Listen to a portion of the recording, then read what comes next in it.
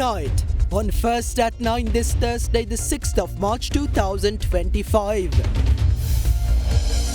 Government will invest 604 billion rupees in the healthcare system this year, claims the Minister of Health and Mass Media. A national media policy expected to be presented by June. Election preparations. 6 recognized political parties and 19 independent groups placed security deposits for 40 local government institutions. Election Commission mandates 25% youth and 50% female representation in nomination lists. Location unknown. Police request public assistance to locate former IGP Deshabandhu Tennakon. Stolen gems. 250 million rupees worth of impounded gems released by National Gem and Jewellery Authority without following due procedure. Fines Committee on Public Enterprises. Chilo Dairy, Sri Lanka Kiren Perata. Obe Vishwase denu Sensodyne, then Langamati Pharmacy in Labagata Hacker. Kanta parisang karagattොත් අපි parisang. ඉතින් මොකටද නිකන් නාගන්නේ? ස්වදේශී කොහොම lemon grass අද කාලෙට ෆ්‍රෙෂ්ම විසඳුම. This is the Derana First at 9. Live from Studio 24 in Colombo. Good evening and welcome to First at 9, brought to you by Sri Lanka's most trusted news source, Ada Derana. I am Tarindu Mahendra, joining you live with the latest in Sri Lanka and around the world. Now in your top story tonight, Minister of Health and Mass Media Dr. Nalinda Jayatissa says government plans to invest 604 billion rupees in Sri Lanka's healthcare sector this year. He made this comment in Parliament today during the committee stage debate on the expenditure head of the Ministry of Health and Mass Media under the 2025 budget. Minister Dr. Jayatissa also stated that government will introduce a national media policy by June this year. In the world rankings, Sri Lanka's health sector is ranked 47th, while England stands at 37th. This indicates that our health sector has made significant progress on a global level. We would like to remind everyone that this achievement is due to the dedication and hard work of the doctors and healthcare professionals of our country. You have criticized the past 75 years, but I would like to remind you that the political leaders who govern the country during this period also contributed to advancing the health sector to its current position in the rankings. We can proudly state that this year we have allocated the highest budget in Sri Lanka's history for the health sector. Within the next few months, we expect to invest 604 billion rupees in the healthcare system for the benefit of the people of this country. Through discussions with pharmaceutical manufacturers and importers, we aim to significantly reduce medicine prices. To achieve this, we are formulating a pricing mechanism and hope that manufacturers and importers will support us in reducing costs. It is important to remember that doctors have been trained in this country since the time of Governor Sir James Longden. From then until now, under various governors and governments for 150 years until the tenure of former President Ranil Wickremesinghe, the basic salary for preliminary grade doctors was gradually increased to 54,290 rupees. Within just 4 months of assuming office, we have further increased it by 40,000 rupees, raising the basic salary to 94,000 rupees.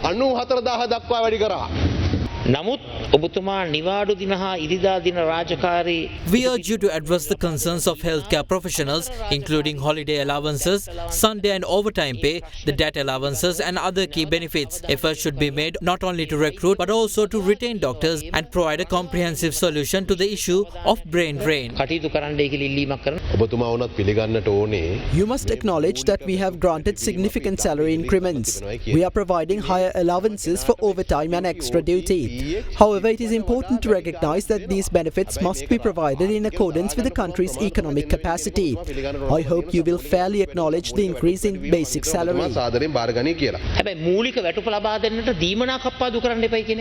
Speaking of healthcare of a urban, middle and lower middle class population of Colombo Central, which I represent, the general health of the population is already compromised due to the strangulated economic conditions of its people. Many Many are families where both parents have to work mostly as informal day wage earners. They usually end up seeking health care from dispensaries and pharmacies in the vicinity for the only reason that they may have, number one, a language barrier when they go to the state health institutions. The long delays that people have to endure at outpatient departments. This makes it necessary for the parents to stay away from work, and as I mentioned, many of them are day wage earners. I am certain that the digitalization process initiated by the government would ease such delays and streamline the services, cutting down on the time the patients have to stay at the OPD. Another contributory factor that greatly contributes to the infirmity and sickness in the people of urban areas I mentioned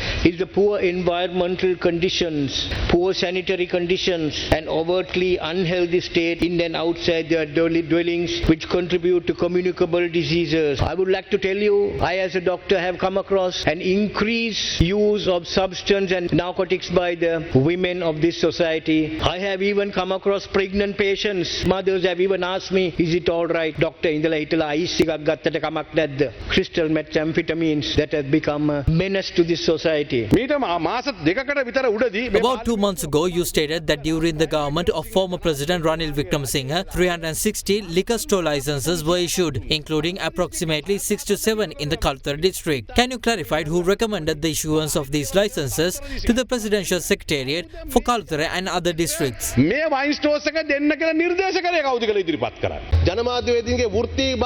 plan to establish a chartered institute to enhance the professionalism of journalists in the country. This initiative has been pending for some time. We have allocated 25 million rupees for this purpose and will introduce a national media policy expected to be released by June this year. Additionally, we will offer 1,000 scholarships for journalists, with funds being allocated to support this initiative. When they were in the opposition with us, the Prime Minister and the Foreign Affairs Minister strongly advocate for the abolition of the Online Safety Act. However, after assuming office, they have remained silent on the matter. Given that the government now holds a supermajority of 159 seats, I urge you to take action on this issue. The Online Safety Commission has been gazetted under the Minister of Mass Media. However, we have not yet established the commission. We will announce our decision on this matter as soon as possible. You previously presented a list of fuel station owners through one of the ministers and mentioned that several parliamentarians themselves own fuel stations. Are you suggesting that an island-wide strike could occur because some MPs or their relatives own fuel stations? If doctors go on a strike tomorrow, will you then claim that MPs' relatives are doctors and are responsible? Do not stoop to such low levels. You came here to elevate the standards of political culture, not degrade them. The Committee on Public Enterprises found that 250 million rupees of imported gems had been released by the National Gem and Jewellery Authority in September last year without following due procedure. It was revealed before the committee that the then chairman of the Gem and Jewellery Authority had arbitrarily released the gems without the matter being submitted for approval to the authority's board of directors.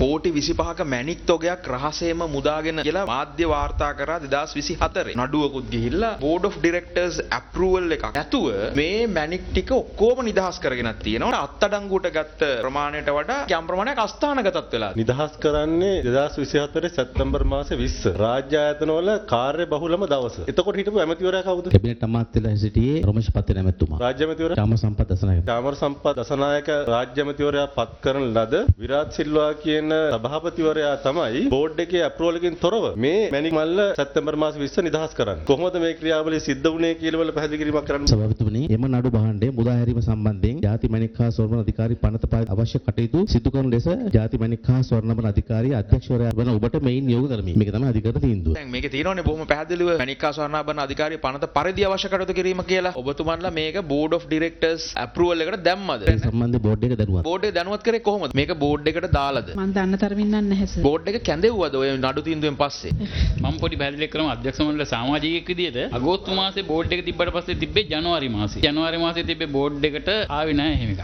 දැන් මුදා හැරලා තියෙන්නේ රුපියල් 10000ක දඩයකට යටත් කරලා කියලා දන්නවද ඔබතුමාලා? ඒක නිදහස් කරලා තියෙන්නේ ඒක අනීතික විදිහට එක්ස්පෝර්ට් කරන්න උත්සාහ කරපු සමාගමටම තමයි. මේක අන්ඩර් වැලියු කරලා තියෙන්නේ කෝටි 2කට. දැන් ඕගොල්ලන්ගේ taxeru නිලධාරීම taxeru කරාට පස්සේ කෝටි 15යි. ලේකම්තුමියගෙන් මම අහන්නේ අන්ඩර් වැලියු කරපු එක වැරද්දක් නෙමෙයිද? මම ඒ වෙලාවේ හිටපු ලේකම් නෙවෙයි. නමුත් දීර්ඝ කාලයක් රාජ්‍ය සේවයේ ඉඳලා මේ අමිහිරි අත්දැකීම් එක්කලා මට තියෙන එක තමයි මේ රටේ ජෙම් ඇන්ඩ් ජුවලරි ඔතොරිටි එකක් නොතිබ්බා නම් මේකෙන් මීට වැඩිය ලොකු රටට එනවා ඉන්කම් එකක්. මේ සිස්ටම් එකේ බරපතල අර්බුදයක් තියෙනවා. මනි ලොන්ඩරින් වලට වැඩි හරියක් යූස් කරන්නේ මේ ඉන්ඩස්ට්‍රි එක. මේ සිද්ධිය ගැන නැවත විමර්ශනයක් කරන්න ඕනේ. උපරිම කාලයේ මාසයක් දෙන්නම්. පිරිපුන් ජීවිතයකට ඔබ සමගින් පෙරට union assurance.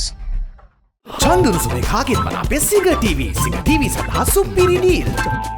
Don't waste time. Start your degree with pending A-level results this February with our partner universities. Call ACBT on 0117-699-499. Malibu chocolate cream, Inguru and lemon puff. Less sugar, same great taste. From Malibu. Prime Minister Dr. Harini Amarasuriya says government aims to address challenges in the education sector by establishing a education council to serve all of its services. The Premier made these remarks during an event at the Faculty of Education Leadership Development and Management Auditorium at the National Institute of Education in Megoda. මේක අවුල් පද්ධතියක් අවුරුදු ගණනාවක් තිස්සේ අත්නෝමතික විදියට This system has become confusing due to arbitrary decisions that were made over the past few years, and now it has come to a stage of destruction. However, we must rectify this. Building this system is a process and we cannot answer every question at once. Therefore, this process is a difficult one. This is not the sole responsibility of government. Not everyone is in favor of transforming themselves as part of this transformation. The reason we are focusing on the Education Council is that it will allow us to resolve many of the issues in this sector. This applies to every service in the education sector. We will create this council to serve all 5 services. Wherever talented individuals may be, we will try our best to find those people. After many years, we had the opportunity to increase basic salaries in this year's budget despite the difficult situation. The economic crisis has not ended yet. The international pressures we faced due to the economic crisis and the limits on our expenditure are yet to be relaxed. Despite these circumstances, we as the government decided that the basic salaries of government employees must be increased. Although teachers and principals' salary discrepancies have yet to be resolved, we will consider these issues in the near future. Specifically, we will discuss the discrepancies in principal salaries with the Ministry of Public Administration. We will resolve these issues one by one.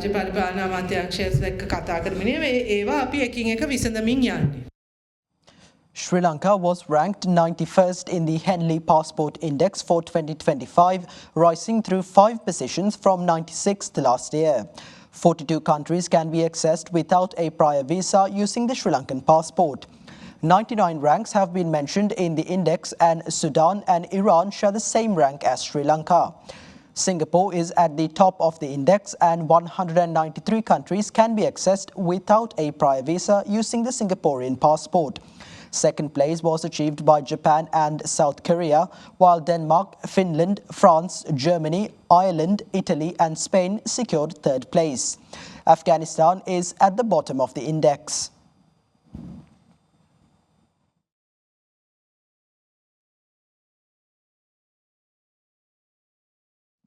Deputy Director of the National Cancer Control Programme, Dr. Srini Alahaperum, asserts that there is a surge in the number of colorectal cancer patients in Sri Lanka.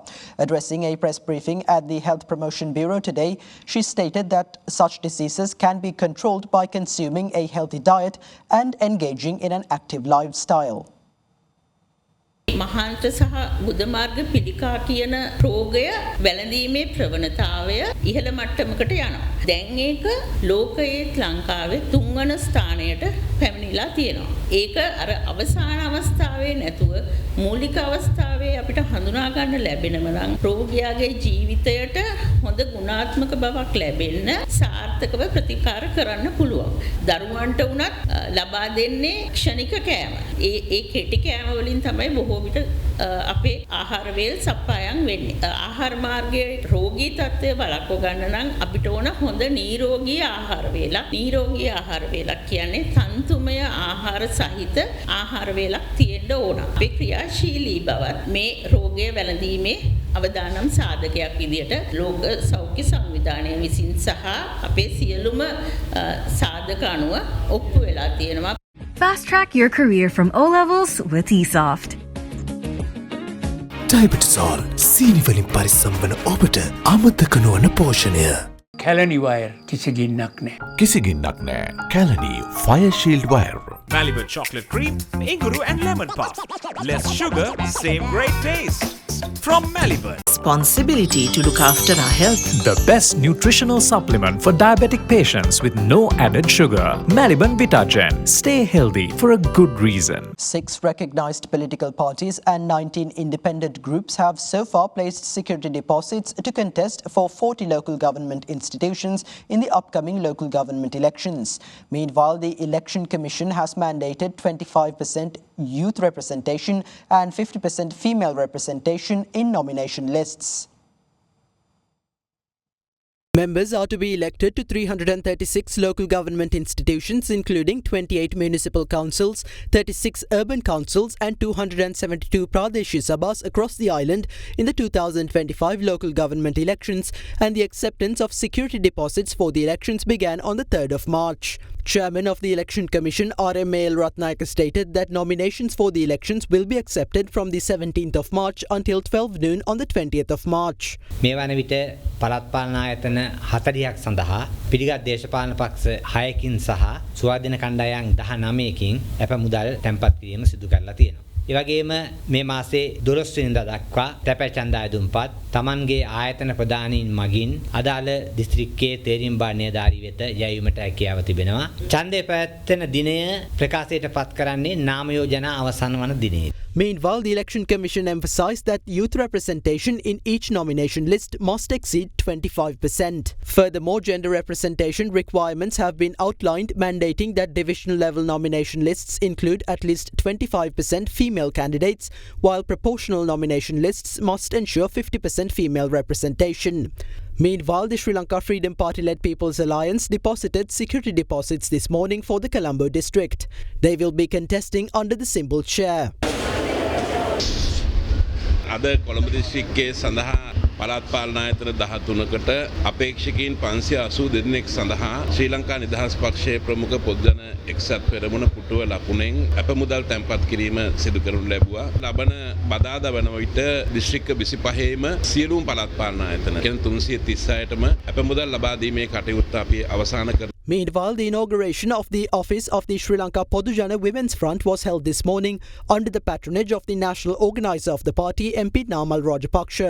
මෙහෙම ළඟ ළඟම මේ වගේ වැඩසටහන සංවිධානය කරන ඔබතුමාගේ බෙල්ලට කී තොණ්ඩුව නේද පොඩ්ඩක් හිර වෙන්න පොඩ්ඩක්. කාන්තා හිංසනය ගැන පාර්ලිමේන්තුවේ කතා කරන්නේ. හැබැයි අවුරුදු 97ක ආච්චි කෙනෙක්ව ගෙනල්ලා උදේ ඉඳන් CID එකේ වාඩි කරගෙන බඩගින්නේ තියලා කට උත්තර ලියාගෙන මතකද නැද්ද වයස ගැනවත් සැලකිල්ලට ගන්න නැතුව නාම රාජපක්ෂේ බෙල්ලට තුණ්ඩුව දාලවත් අපේ ආච්චිව ගෙනල්ලවත් මේක නවත්තන්න බෑ කියන එකත් ආණ්ඩුවට මතක් කරන්න ඕනේ.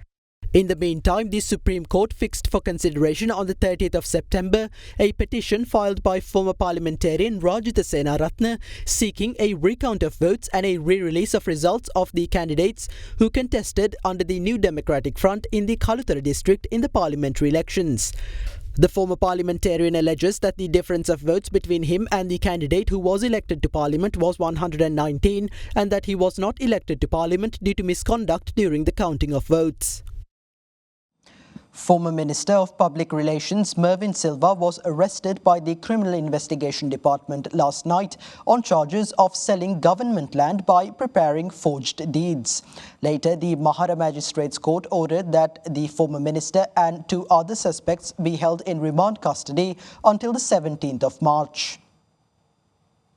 Mervyn Silva, who served as the Public Relations Minister during the tenure of former President Mahinda Rajapaksa, was arrested by the Criminal Investigation Department last night at his residence in Battaramulla. The arrest was made in accordance with the Attorney General's instructions to arrest the suspects connected with the sale of government land in the Kiribathgoda area by preparing forged deeds. ඊයේ රෑවිල්ල 2015 කඩකාම්බරවලගේ මොකද ප්‍රශ්නයක්ද මොකද්ද කියලා එකගෙන ගියා. කොච්චර ඉඳලා කට්ටියට ආවා? 4 දිනෙන්ද 5 දිනෙන්ද ආවා. ඊයේ විතර දාවේ? මං හිතන්නේ 8:00 9ට විතර. මං ජොයින් කරන්නේ. නෑ එහෙම නෑ. හොඳින් කතා කරලා එක්කන් ගියා. In addition to former Minister Mervyn Silva, 2 other suspects have been arrested in connection with the incident. The arrestees were identified as Naveen Veerakorn and Singhabahu Jayantha. The arrestees were brought to the Criminal Investigation Department and after recording their statements, they were produced before the Mahara Magistrates Court this afternoon.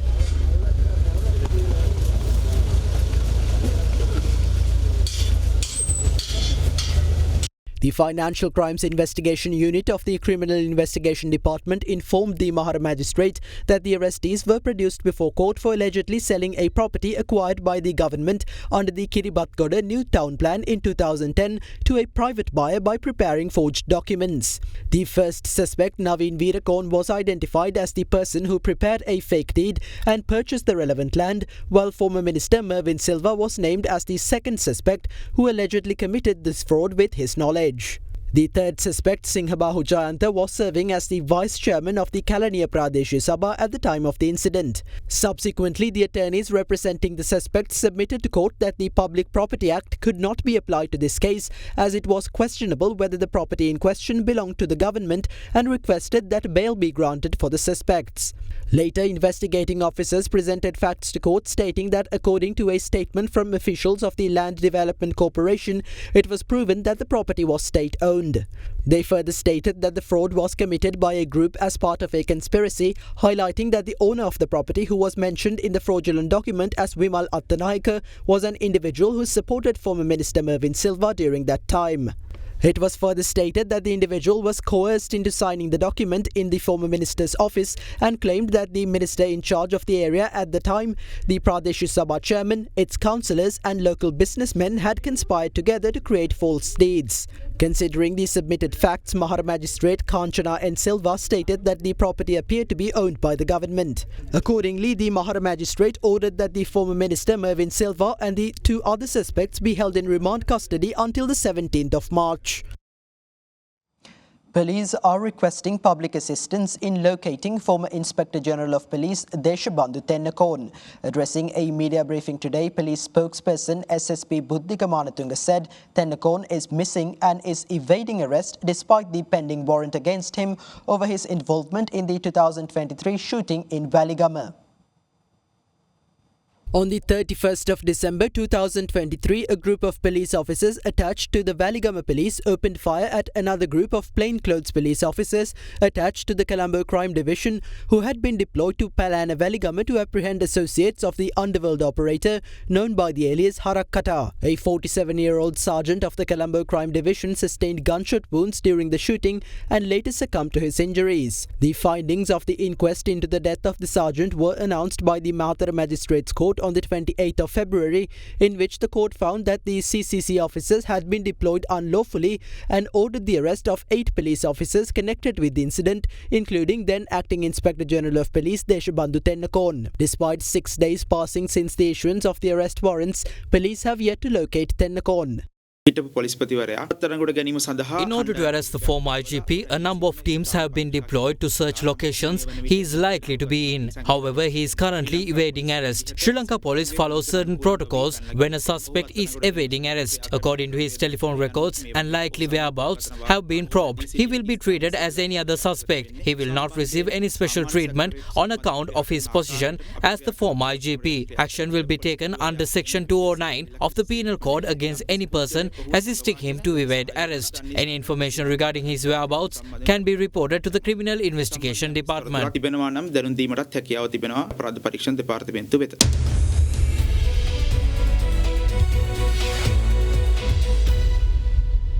Your stock update today. The Colombo Bourse closed in red as a result of price losses in counters such as Ceylon Tobacco Company, Melster Corp and Hatton National Bank. The all share price index slipped by 0.27% to end at 16,123.1 points. Meanwhile, the S&P Sri Lanka 20 fell by 0.12% to settle at 4,817.34 points. Market turnover crossed 2.3 billion rupees. The capital goods sector was the top contributor to the market turnover, while the banking sector was the second highest contributor. Foreign participation in the market activity remained at subdued levels, with foreigners closing as net sellers, offloading shares worth 314 million rupees.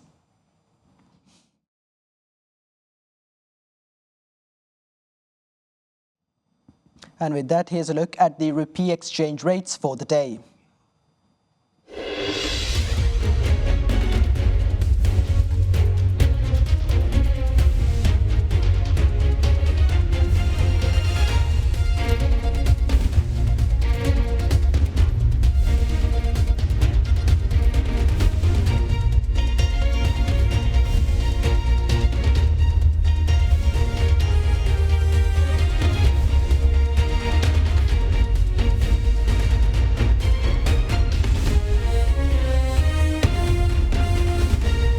That's all for tonight on First at 9. Thank you for joining. Have a good night.